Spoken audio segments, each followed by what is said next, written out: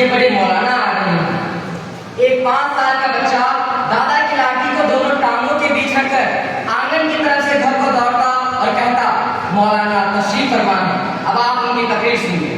جی ہاں، پھر دنیا نے دیکھا کہ وہ نونہال جب سچ مچ کا عالم دین بنا تو اللہ نے انہیں وہ قوت گویائی عطا فرمائی کہ علامہ اقبال کا یہ خواب سچ ثابت کر دکھایا کہ یہ خاموشی کہاں تک لذت فریاد پیدا کر، یہ خاموشی کہاں تک لذت فریاد پیدا کر، زمین پر تو ہو اور تیری صدا ہو آسمان ہو. جی ہاں محترم المقام، مہمان خصوصی، عزت مآب اساتذہ کرام اور میرے عزیز دوستوں، السلام علیکم. میں نشاد احمد درجہ 9 آکسفورڈ انٹرنیشنل اسکول کے جانب سے آپ لوگوں کے سامنے ایک ایسے شخص کی زندگی اور کارناموں پر اپنے خیالات کو اظہار کرنے کی جسارت چاہتا ہوں، جن کے بارے میں یہ کہنا مناسب ہوگا کہ اٹھائے کچھ وقت نالے میں کچھ بلبل نے کچھ گل نے، اٹھائے کچھ وقت نالے میں کچھ بلبل نے کچھ گل نے، چمن میں ہر طرف بکھری پڑی ہے داستاں میں. محترم حضرات، میری مراد مولانا ابوالکلام آزاد سے ہے. پورا ہندوستان ہی نہیں بلکہ صغیر کا ایک ایک کونا انگریزوں کی غلامی کے دلدل میں دھسا ہوا ہے. وہیں پر ایک شخص بآواز بلند فریاد کرتا ہے کہ ہماری آزادی کا مقصد اپنے لیے نہیں بلکہ پوری انسانیت کے ناطے مثال قائم کرنا ہے. البلاغ کے سر وقت میں لکھتا ہے کہ قوموں کی زندگی میں آزادی کا اتنا ہی مقام ہے جتنا انسانی جسم میں روح کا ہوتا ہے. وہ قوم کے درد کو اظہار کرتا ہے اور کہتا ہے کہ میری قوم کے ایک ایک فرد کی زنجیریں میری اپنی زنجیریں ہیں. کیونکہ مولانا ابوالکلام آزاد یہ بات بخوبی جانتے تھے کہ قومیں غلامی کی زنجیروں میں رہ کر کبھی ترقی نہیں کر سکتی. لہذا یورپ میں حقوق انسانی کے علمبردار برطانیہ کو بے شرمی کی تمام حدیں پار کرنی پڑی اور البلاغ پھر اللہ سے چھاپا کھانے کو تالا لگوایا اور مولانا ابوالکلام آزاد کو جیل میں بند کر ان کی زبان کو بند کرنے کی ناپاک کوشش کی.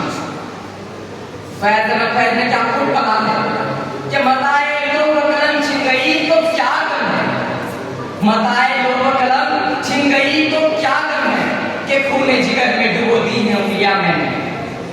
جیل میں بند مولانا نے انسانی سماج، فطرت، اخلاق، نفسیات اور دیگر عنوانات پر روز شاہکار لکھا کہ غبار خاطر کی شکل میں آسمان علم و ادب پر تا قیامت چمکتا اور دمکتا رہے گا.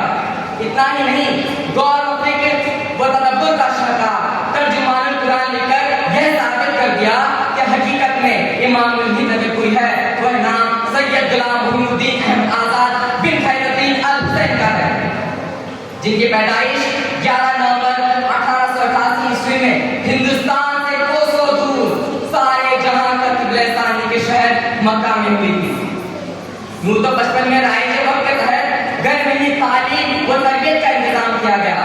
بہت ہی کم عمر میں زبان و بیان میں بالغ ہو گئے اور 9-10 سال کی عمر میں شاعری شروع کر دی اور حوادث زمانہ نے مذہبیات، تاریخ، سیاسیات اور دیگر علوم و فنون سے یوں آراستہ کیا کہ جواہر لال نہرو کہہ بیٹھے کہ مجھے یورپ میں بہترین یونیورسٹیوں میں پڑھنے کا موقع ملا، لیکن جب بھی میں مولانا کی اس محفل میں آتا ہوں تو میں خود کو طفل مکتب میں پاتا ہوں.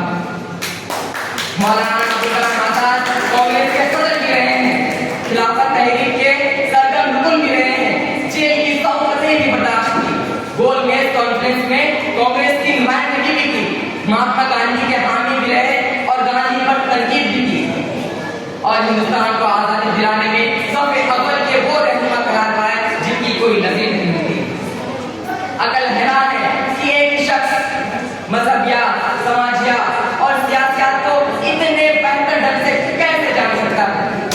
لہٰذا جب ہندوستان آزاد ہوا تو انسانی وسائل کے ذہن کو غلامانہ ذہن سے آزاد کرنے کے لیے ایک ایسے شخص کی ضرورت تھی جس کا ذہن غلامی میں بھی آزاد ہو. بلا شبہ سے مولانا ابوالکلام آزاد ہے. اسی وجہ سے انہیں ملک کا پہلا وزیر تعلیم مقرر کیا گیا اور انہوں نے اس ذمہ داری کو مذہبی فریضہ کی طرح نبھایا. لہٰذا آج آزادی کے 77 سال بعد ہندوستان کا تصور university grant commission, IIT، IIF، Sahitya Akademi, Lalit Kala Akademi, سنگیت اکیڈمی، جس کے فارغین ہندوستان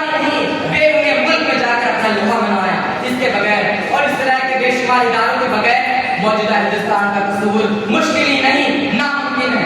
یہ تمام ادارے مولانا ابوالکلام آزاد کی مضمون منت ہے.